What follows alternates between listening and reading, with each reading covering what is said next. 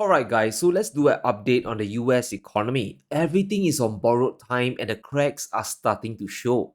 A month ago, Janet Yellen told everyone that the economy is strong and a recession definitely won't happen. Well, that prediction is starting to flip on itself. The problem we face is a weakening of the system.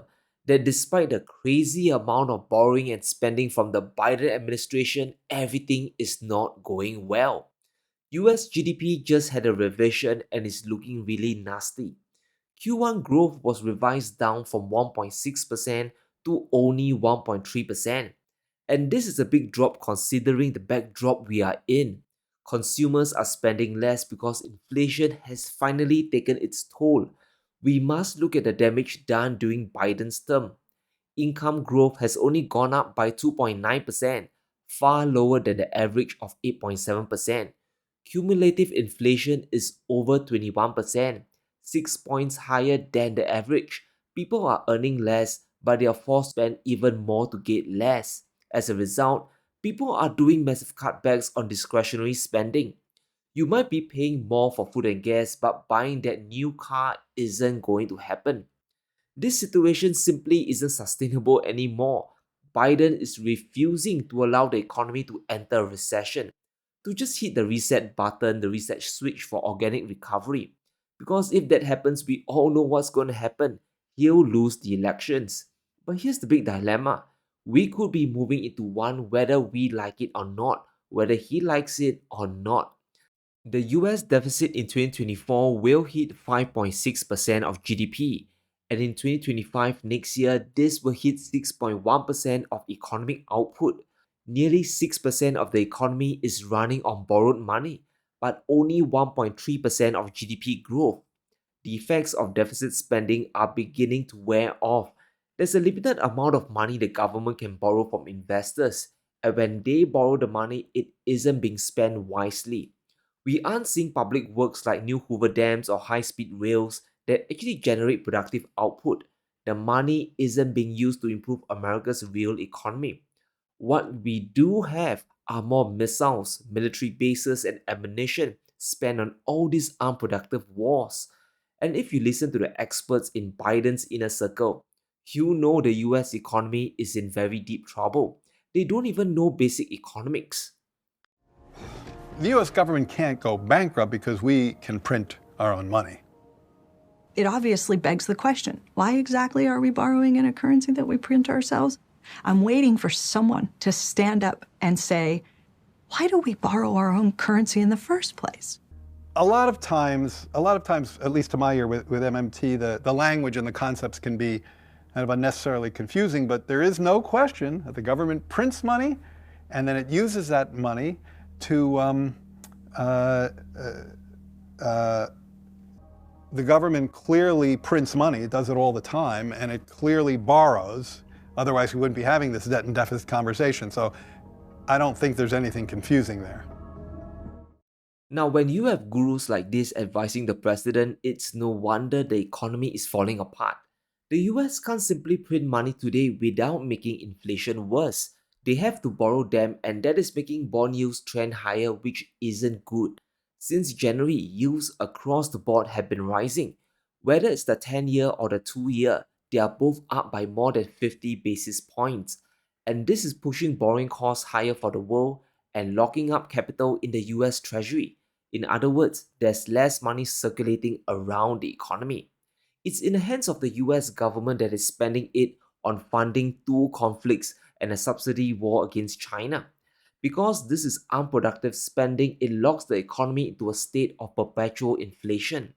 And US consumers are starting to feel the pain. If we want to understand the train wreck ahead, we just need to look at the main driver of the economy. Personal consumption accounts for 70% of US GDP, and the key engine is starting to stall. Real disposable income in America is dropping fast. It stayed resilient up until December at nearly 4% growth. Just last month, this collapsed down to 1%, which is highly ominous. Spending is drying up because inflation is still a very big crisis. Just because it's slowing down doesn't mean prices will come back down. They are still heading up while wages are stagnant. Now, if people aren't spending their income and their savings are empty, where else do they go to? The only avenue left is to swipe the credit card, to swipe the plastic. People are spending tomorrow's money today at crazy high interest rates. Now, credit card APRs in the US are above 25%, and in some cases, they are closer to 30%. This is not a sustainable strategy. People buying food and gas on borrowed money is a sign of a weak economy. Credit card delinquencies are heading up fast as well. Almost 11% of people on credit are 90 days late on their repayment. We are headed back to the crisis levels of '08 just before the big collapse. Like the national debt, this snowballs into a situation where it's impossible to pay back the money. People will default and banks will pull away credit from the consumers, and that in turn could freeze up the entire economy. So things are bad on the consumer side. However, another crisis is brewing in the banking sector. Now, when SVB collapsed, Yellen went on the record to reassure everyone that US banks were still very strong. I can reassure the members of the committee that our banking system is sound and that Americans can feel confident that their deposits will be there when they need them. This week's actions demonstrate our resolute commitment to ensure that our financial system remains strong and that depositors' savings remain safe. But is this really the situation today? Interest rates have been staying high for far too long, and the biggest threat to lenders is starting to surface. For many months, everyone has been pretending that commercial real estate isn't a problem, but it absolutely still is. According to the FDIC, CRE losses are starting to pile up fast.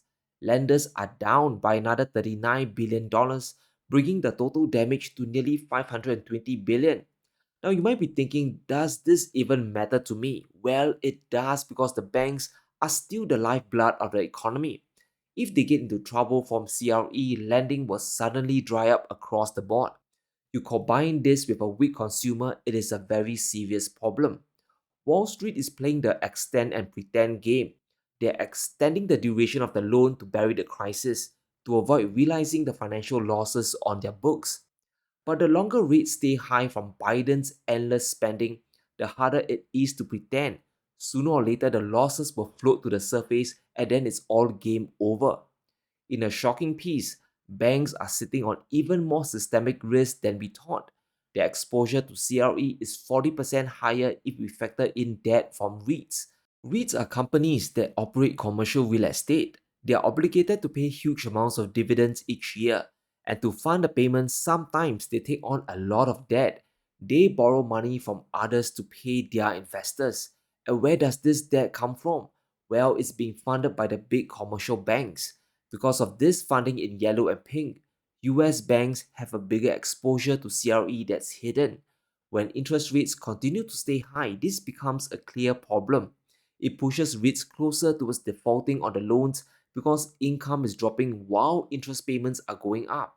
This is another systemic crisis building in the banking sector. And just to make it clear, we are not saying that the big banks will crash and burn, but it will tighten lending even further. Fed funds might be at 5.5%, but the banks might be lending at 8, 9, or even 10% if a CRE collapse happens. Another huge problem facing the US is manufacturing in decline. Now, over the past month, we have seen Biden wrapping up the trade war with China. And there's a clear reason why.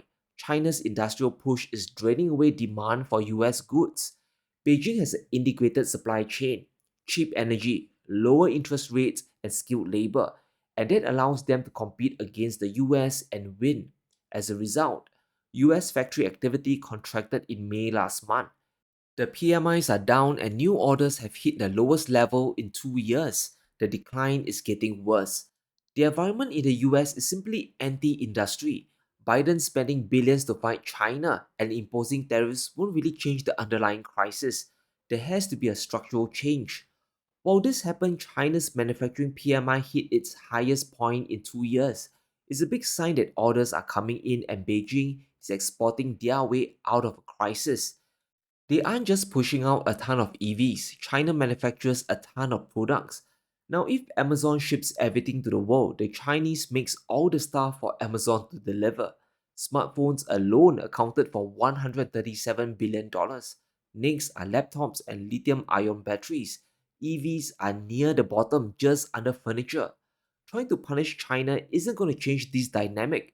The problem the US faces is a big misallocation of spending. Borrowing trillions of dollars is useless if you can't allocate it well. For decades, trillions have been spent on the military instead of the real economy. And this is something you can't U-turn in a hurry. And this brings us to a deadly reality. This is the US balance of trade. Ever since 1980, there has been a trade deficit for over 40 years, and the deficit is getting progressively worse. The US is earning less from the world and sending more money out to import stuff in. The primary export from Washington is dollars. And how do you get the dollars? You either print them up or you borrow them into existence. However, it triggers a deadly cycle. By borrowing money and horrible spending, you are keeping inflation high, and that in turn prevents the Fed from cutting rates down. The issue once again is higher interest rates destroying the economy. It's bad for US manufacturing, it's bad for the banking sector as well. But as long as Biden continues to spend endlessly, there's no way to reverse this situation. Punishing China is just going to force them to retaliate. Beijing will continue to de-dollarize the world, which will hurt America's capacity to borrow cheap money even further. The real enemy of the US economy isn't China. It isn't Russia either. It's wasteful government spending. But let me know what you think. Can Biden really save the US economy? And can Congress stop spending money like drunken sailors? Let me know in the comments below. Stay safe, be sure to smash the like button and subscribe as we navigate through these crazy times.